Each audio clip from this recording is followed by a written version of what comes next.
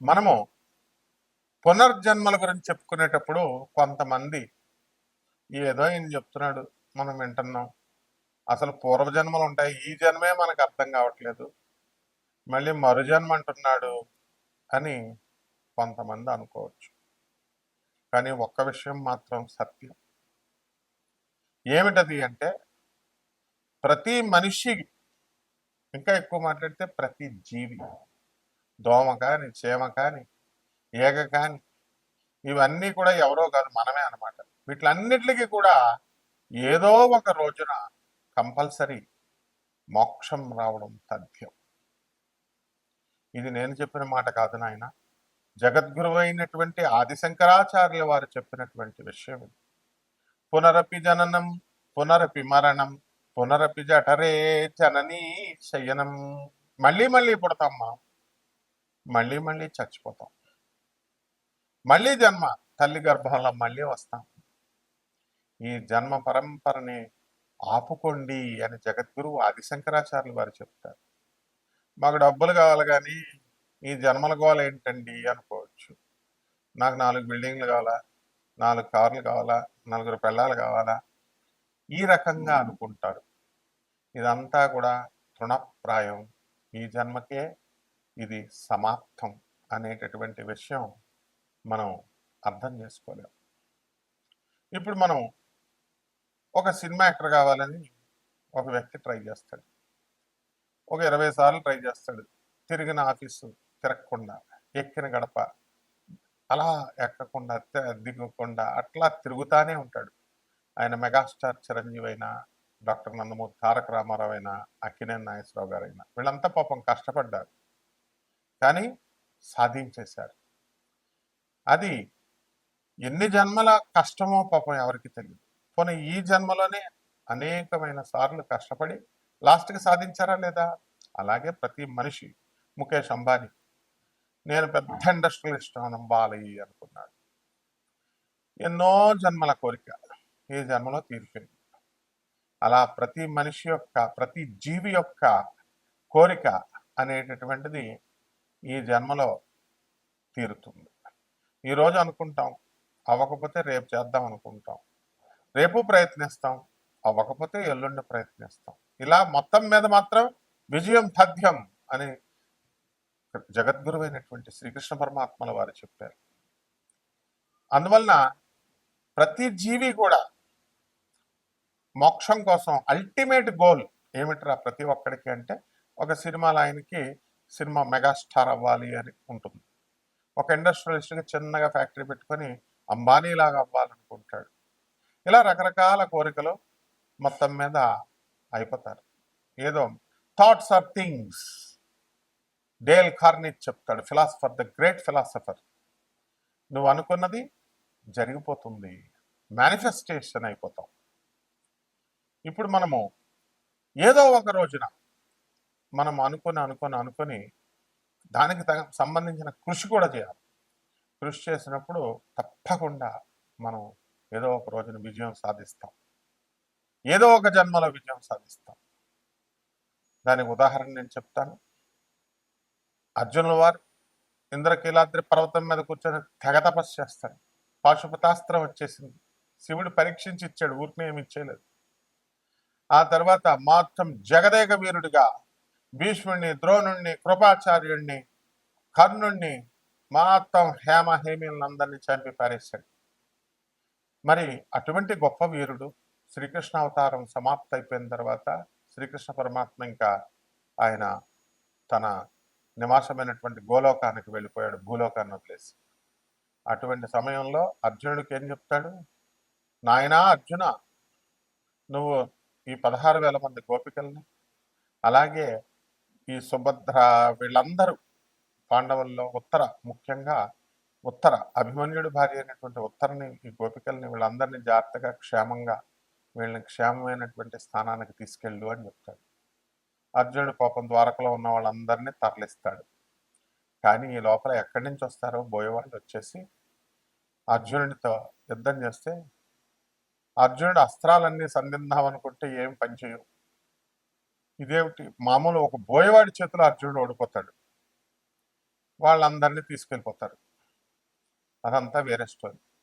అయితే అర్జునుల వారు పాపం ఏమిటి ఇలా అయిపోయింది, నేను జగదేక వీరుణ్ణి, నేను ఇలాంటి చిన్న సామాన్యమైనటువంటి మామూలు బోయవాళ్ళ చేతుల్లో ఓడిపోయానంటారా బాబు అని వాళ్ళ గురించే ఆలోచిస్తూ ఆలోచిస్తూ అర్జునుడు అంటే పట్టుదలకు మారిపోయారు.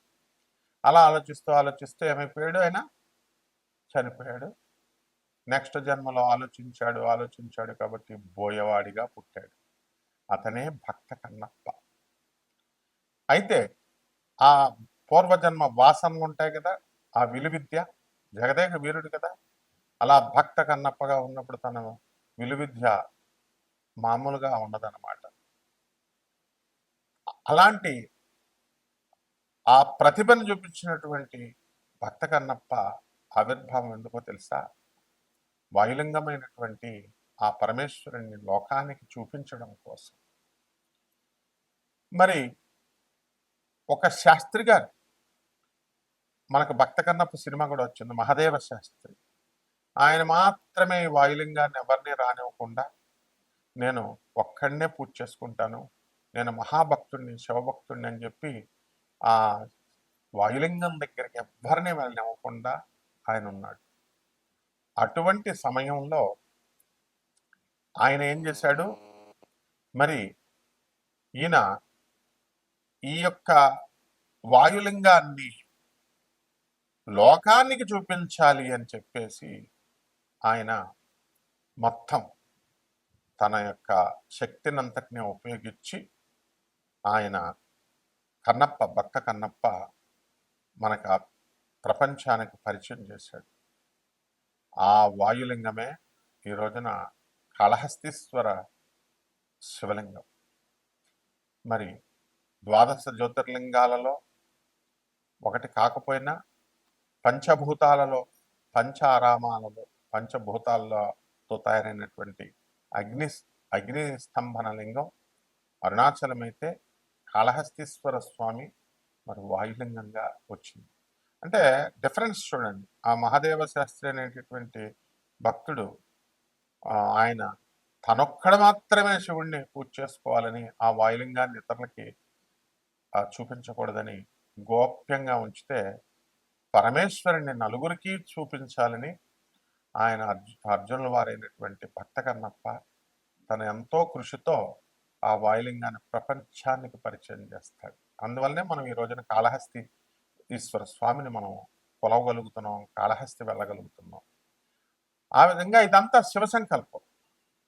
అందువలన మనం గోప్యంగా ఉండకపోయినా సరే జగద్గురువుల్ని మనం మీ అందరికీ పరిచయం చేయాలి అనేటటువంటి ఉద్దేశంతో, మనకు మోక్షానికి హేతువులు గురువు యొక్క అనుగ్రహం కావాలి. ఆ గురువులే ఎవరు? జగద్గురు అయినటువంటి ఆదిశంకరాచార్యులు వారు, రామానుజాచార్యులు వారు, మధ్వాచార్యులు వారు, ప్రభాత్ రంజన్ సర్కార్ ఆనందమూర్తి, లహరి మహాశయుడు, మహావతార్ బాబాజీ, తర్వాత మన రమణ మహర్షుల వారు, పరమహంస యోగానందుల వారు, ఇలా చెప్పుకుంటూ పోతే స్వామి వివేకానందుల వారు, రామకృష్ణ పరమహంస, ఇట్లా మరి ఆ జగద్గురువులను మనం చూపిస్తుంటే, మాకెందుకండి జగద్గురువులందరూ కూడా, మాకు కావలసిన బిల్డింగ్లు, ఇళ్ళు, డబ్బులు అని ప్రపంచంలో ఎవరినన్నా చూడండి, డబ్బులు కావాలి సార్ అంటారు. ఈ డబ్బులు రావాలి అంటే దానికి కొన్ని టెక్నిక్స్ ఉంటాయి. పరమేశ్వరుడు శివయ్యా అని ఒక్కసారి అడగవయ్యా, నేను నీకు ఇచ్చేస్తాను అని నాస్తికుడిగా పుట్టినటువంటి భక్త కన్నప్పని శివుడు ఎన్నిసార్లు చెప్పినా, నా మనసు సాటిస్ఫై అయినప్పుడు మాత్రమే, నాకు శివుడి యొక్క అనుభూతి పొందినప్పుడు మాత్రమే, నేను శివుడిని చూసినప్పుడు మాత్రమే, మాట్లాడినప్పుడు మాత్రమే అట్లీస్ట్ అనుభవించాలి ఆయన యొక్క మహిమ, ఆయన యొక్క ప్రకటితం అవ్వాలి ఆయన. అప్పుడు మాత్రమే నేను అంగీకరిస్తాను, అప్పుడు మాత్రమే నేను శివయ్య అంటాను అన్నప్పుడు ఆ యొక్క సందర్భాలన్నింటినీ కూడా శివుడు మరి భక్త కన్నప్పకి అప్పచెప్పాడు, చూపించాడు. అప్పుడు భక్త కన్నప్ప శివయ్య అనగానే మోక్షాన్ని ఇచ్చాడు, జగద్విఖ్యాతిని ఆయనకు ప్రసాదించాడు. భక్త కన్నప్పగా ఈ రోజున కూడా మనం ఆయన తలుచుకుంటున్నాం. ఆ విధంగా ప్రతి జీవి కూడా ఏదో ఒక విధంగా, నమ్మినా నమ్మకపోయినా, నాస్తికులు కూడా ఆ భగవంతుడి వైపు తన ప్రయాణాన్ని కొనసాగిస్తూనే ఉంటాం, జన్మలు ఎత్తుతూనే ఉంటాం మనం. ఆ జన్మ పరంపరలో మనకి సాఫల్యత అనేటటువంటిది ఏదో ఒక రోజున మనం సాధించేస్తాం. అది ఎప్పుడు అన్నది మనకు తెలియదు. కొన్ని కోట్ల జన్మలు అవ్వచ్చు, లక్షల జన్మలు అవ్వచ్చు, చీమగా పుట్టొచ్చు, దోమగా పుట్టొచ్చు. ఆ దోమలు కూడా మళ్ళీ ట్రాన్స్ఫర్మ్ అయ్యి మానవుడిగా మళ్ళీ ఎవల్యూషన్ పొంది లాస్ట్కి ఎలాగైతేనేమి ప్రతి జీవికి ఒక అర్హతనిచ్చాడు ఆయన, మోక్షం సంపాదించుకునేటటువంటి అర్హతని. మోక్షం ఖచ్చితంగా ప్రతి జీవికి వస్తుంది. ఇది సృష్టి నియమం. ఈ సృష్టి రహస్యాల్ని ఛేదించేదే సైన్స్. ఈ సృష్టి రహస్యాల్ని ఛేదించడం కోసం మనకి దోహదపడేదే సైన్స్. అంతేగాని భగవంతుడిని ఛాలెంజ్ చేసేది సైన్స్ కాదు. భగవంతుడి యొక్క సృష్టి ఏ విధంగా ఉంది, లా ఆఫ్ క్రియేషన్ ఏంటి, అసలు సృష్టి నియమాలు ఏంటి, మనం ఎలా నియమాలను పాటిస్తే మనకి మోక్షం వస్తుంది అనేటటువంటిది ఆయన మనకి చూపిస్తాడు. ఆయన సరైన సమయంలో మనం కరెక్ట్గా తెలియజేస్తాడు. కాబట్టి ప్రతి జీవి కూడా ఏదో ఒక రోజున మోక్షం పొందడం తథ్యం. కాబట్టి అర్జునుల వారి చరిత్ర మనం కాదనగలుగుతామా? ఇంద్రకీలాద్రి పర్వతం ప్రత్యక్ష సాక్షిగా ఉంది. ఆ పర్వతం మీద ఉన్నటువంటి బెజవాడ కనకదుర్గమ్మ దేవస్థానం గురువుల దగ్గర చదివినటువంటి వాడిని. ఆ కాళహస్తి, ఆ పంచారామాలు, ఇవన్నీ కూడా మేము ఈ ద్వాదశ జ్యోతిర్లింగాలకి చిన్ననాటి నుంచి కూడా మా గురువులతో పాటు వెళ్ళి అక్కడ పూజలో పునస్కారాలు స్వయంగా ఆ యొక్క మూల విరాట్టులకు మా గురువులు చేస్తుంటే పక్కన ఉన్నటువంటి వాడిని. అలాగే మేము కూడా మరి ఇప్పుడు మిగతా వేద పండితులతో వాళ్ళు ప్రభుత్వం మమ్మల్ని నియమించినప్పుడు వెళ్తూ ఉంటాం, చేస్తూ ఉంటాం. ఇదంతా మరి ఒక క్రమబద్ధంగా జరగాలి. కాబట్టి పరమాత్మ ఉన్నాడు, శివుడే కృష్ణుడు, కృష్ణుడే శివుడు. కాబట్టి ఇటువంటి విషయాల్లో పాండిత్యానికి ఇది లేదు. శక్తి కంటే ముందు భక్తి పుట్టింది. కాబట్టి మనందరం కూడా ఏదో ఒక రోజున మోక్షం పొందడం తథ్యం. అయితే ఈ ద్వాదశ జ్యోతిర్లింగాల్లో ఎలాగైతే ఉన్నారో ఈ ద్వాదశ రాశులు మనకున్నాయి. ఈ యొక్క పునర్జన్మ సిద్ధాంతం ప్రకారం మనం పూర్వజన్మల్లో ఎవరం, మనం ఈ జన్మల్లో మనకు తెలుసు. అయితే నెక్స్ట్ జన్మల్లో ఏమిటి అనేటటువంటిది నిశ్చితంగా పరిశీలిస్తే మనకి దైవ అనుగ్రహంతో, గురువానుగ్రహంతో తెలిసిపోతూ ఉంటుంది. అది మనం ఒక్కొక్కటి తెలుసుకుందాం. జీవితాన్ని కళాత్మకంగా బ్రతకాలి. ఆ కళాత్మకంగా బ్రతికేటటువంటి ఆ జీవితాన్ని, ఆ కళని మనం తెలుసుకోవాలి. అది అందరికీ సాధ్యం కాదు, కానీ కంపల్సరీ తెలుసుకొని తీరాలి. సాధ్యం కాకపోయినా ప్రతి మనిషిని మన జీవితాన్ని కళాత్మకంగా బ్రతికి మన యొక్క గోల్ అయినటువంటి మోక్షం, కామన్ గోల్ ప్రతి ఒక్క జీవికి మళ్ళీ వెళ్ళి దేవుడు కలవడం. అందువల్లనే ఇది దేహము దేవాలయం అన్నాం.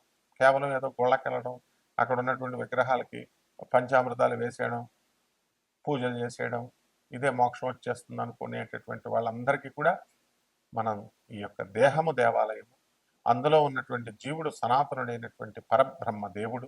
కాబట్టి ఈ దేహాన్ని మనం శిథిలం చేసుకోకూడదు. ఆరోగ్యకరమైనటువంటి పౌష్టికాహారాన్ని ఇవ్వాలి, శాకాహార భోజనాన్ని ఇవ్వాలి. అలాగే మందు గిందు సిగరెట్లు తాగితే లంగ్స్ గింగ్స్ పోతాయి, మన శరీరం అంతా కూడా శిథిలమైపోతుంటుంది. అందుకని వద్దన్నారు. అంతేగాని నీ ఇష్టం, ఎవరిష్టం వచ్చినట్టు వాళ్ళు తాగొచ్చు, ఎవరిష్టం వచ్చినట్టు వాళ్ళు తినొచ్చు. ఒక్కొక్క గురువుని ఒక్కొక్క స్టైల్లో పుట్టిస్తాడు. ఇప్పుడు మా గురువు గారు చాగంటి కోటేశ్వరరావు గారు ఉన్నారు, పురాణాలు చెప్పడం. ఆ పురాణాల్లో నాయనలారా అరుణాచలం వెళ్ళండి, లేకపోతే కాశీ వెళ్ళండి, ఆ శివుడి మహిమ ఇలా ఆయన స్టైల్ అది.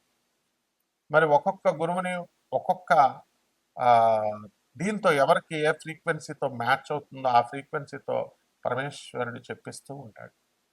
కాబట్టి ఆధునిక శాస్త్రాన్ని, ఏన్షియంట్ కల్చర్ని బ్లెండ్ చేసి చెప్పడం మన స్టైల్. అందువలన పరమేశ్వరుడు చెప్పించినటువంటి ఈ యొక్క విషయాలు యథార్థమైనటువంటివి. వీటిని మీ అంతరాత్మనితో ఆలోచిస్తే మీకే అర్థమైపోతూ ఉంటుంది. అందువలన మీ యొక్క జ్ఞాననేత్రాన్ని మీరు కనుక తెరిస్తే మీకు ఎవరో బయట వాళ్ళు చెప్పక్కర్లా. మీ జన్మ ఏంటో మీకే తెలిసిపోతుంది. పూర్వజన్మ ఏంటో మీకు తెలిసిపోతుంది. వచ్చే జన్మ ఏంటో కూడా తెలిసిపోతుంది. ఈ ఒక్కొక్క రాశి మీద ఈ యొక్క కర్మ సిద్ధాంతం ఏ విధంగా పనిచేస్తుంది, పునర్జన్మ సిద్ధాంతం ఏం పనిచేస్తుంది, మీరెవరు, ఈ జన్మలో ఎవరు, రాబోయే జన్మలో ఎవరు, మనం ఈ వీడియోలో మనం తెలుసుకుందాం. మిథున రాశి. ఈ మిథున రాశి వారంతా కూడా ఎవరండి? మనకి మైథునం అంటే స్త్రీ పురుషుల కలయిక. వీళ్ళు ఎవరండి అంటే రతి మన్మథులు. అంటే ఈ మిథున రాశిలో పుట్టినటువంటి వాళ్ళంతా కూడా గత జన్మలో మన్మధుడు అన్నమాట. మన్మధుడు అత్యంత సుందరంగా ఉంటాడు, కామోద్రేకాన్ని కలిగిస్తాడు. సాక్షాత్తు పరమేశ్వరుడు వైరాగ్యంలో ఉండి సతీదేవి చనిపోయిన తర్వాత, అవతారం చాలించిన తర్వాత ఆమెను ఖండఖండాలుగా మరి విష్ణుమూర్తి ఖండించినప్పుడు ఆమె శరీరాన్ని మొత్తం అష్టాదశ శక్తిపీఠాలు ఏర్పడ్డాయి. అప్పుడు ఆయన భుజం మీద ఆ సతీదేవి శరీరాన్ని వేసుకొని విరాట్ స్వరూపం ధరించి సృష్టి నాశనం అయిపోతుంటే, నాట్యం చేస్తుంటే ఆ వైరాగ్యమూర్తి ఇంకా తపస్సు చేసుకుంటున్నాడు పాపం. అప్పుడు దేవతలంతా కూడా తారకాసురుడు అనేటటువంటి ఒక రాక్షసుడు వచ్చాడు.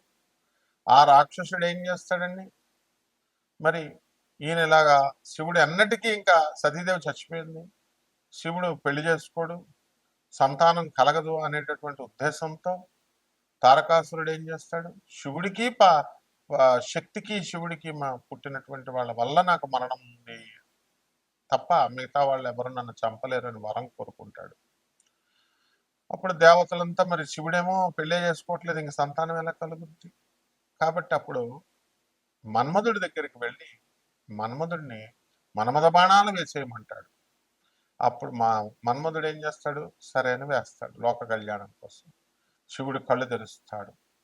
కళ్ళు తెరిచిన తర్వాత అగ్ని ఆ యొక్క కాలాగ్నిలో భస్మం అయిపోతాడు, మూడో కన్నుతో ఉద్భవించినటువంటి అగ్నితో. అప్పుడు మన్మధుడు యొక్క భార్య అయినటువంటి రతీదేవి, అయ్యా లోక కళ్యాణం కోసం మేము చేస్తే మరి నాకు భర్త లేకుండా పోయాడు అని చెప్పి అడిగితే, అప్పుడు పార్వతీదేవికి శివుడు ఏం వరం ఇస్తాడంటే రతీదేవికి, నీకు మాత్రం కనబడతాడు, ఇక మిగతా వాళ్ళందరికీ కూడా ఎవరికి కనబడ్డు, లీలామాత్రంగా ఉంటాడు అని చెప్పారు. అటువంటి మన్మధుడు మరి ఏ విధంగా అయితే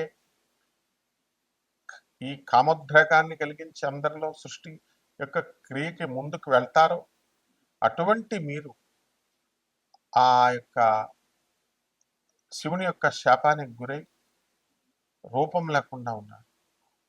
అందువలన ఈ యొక్క గత జన్మలో ఈ యొక్క మన్మధుడు చేసినటువంటి విధంగా మైథున క్రియ అధికంగా చేయడం, ఆ తర్వాత ఈ సృష్టి కార్యానికి మరి దోహదపడినటువంటి వాళ్ళు మీరు ప్రాపంచిక సుఖాల్లో ఉండిపోవడం వల్ల ఈ మిథున రాశి వారికి అందరికీ కూడా ఏం చేశాడు, ఈసారి మన్మధుడిగా, శివపురాణంలో ఉన్నటువంటి మన్మధుడిగా మీరంతా కూడా బహురూప సౌందర్యంతో పుట్టి, అలాగే ఇప్పుడు కూడా మిథున రాశి వాళ్ళ లక్షణాలు కనుక చూసుకుంటే మనం సౌందర్యానికి ఎక్కువ ఇంపార్టెన్స్ ఇస్తారు. వయసు అయిపోతుంది, వయసు నేను చిన్నప్పుడు ఎలా ఉన్నాను, నేను అందంగా ఉన్నానని ఫోటోలు పెట్టుకొని చూసుకుంటూ ఉంటారు. 20లో ఎలా ఉన్నాను, 30లో ఎలా ఉన్నాను, 40కి వచ్చానని. అలాగే ఈ యొక్క రాశి వారికి అందరికీ కూడా, మిథున రాశి వారికి ఈ 2025-2026 సంవత్సరాల్లో మీ అందరికీ గురుబలం అనేటటువంటిది కొంచెం తక్కువగా ఉంది. మరి 2025 సంవత్సరంలో అక్టోబర్ నెల 18వ తారీఖు దాటిన తర్వాత డిసెంబర్ 5కి కర్కాటక రాశిలోకి రావడము, గురుబలం పుంజుకోవడం జరుగుతుంది. అలాగే కేతువు ఎంతో ఇబ్బంది పెట్టినటువంటి కేతువు మంచి బలంగా పుంజుకున్నాడు. కాబట్టి ఈ యొక్క వ్యక్తిగత జాతకాన్ని బట్టి ఈ రాశి వారికి అందరికీ కూడా మనం చెప్పాల్సి ఉంది. పరిహారాలు చేసుకోండి, గురుబలం చెప్పండి, గురువుకి చక్కగా గురు జపం చేసుకోండి, గురు స్తోత్రాలు చదవండి, గురువుకి కిలోంపావు శనగల్ని ఈ యొక్క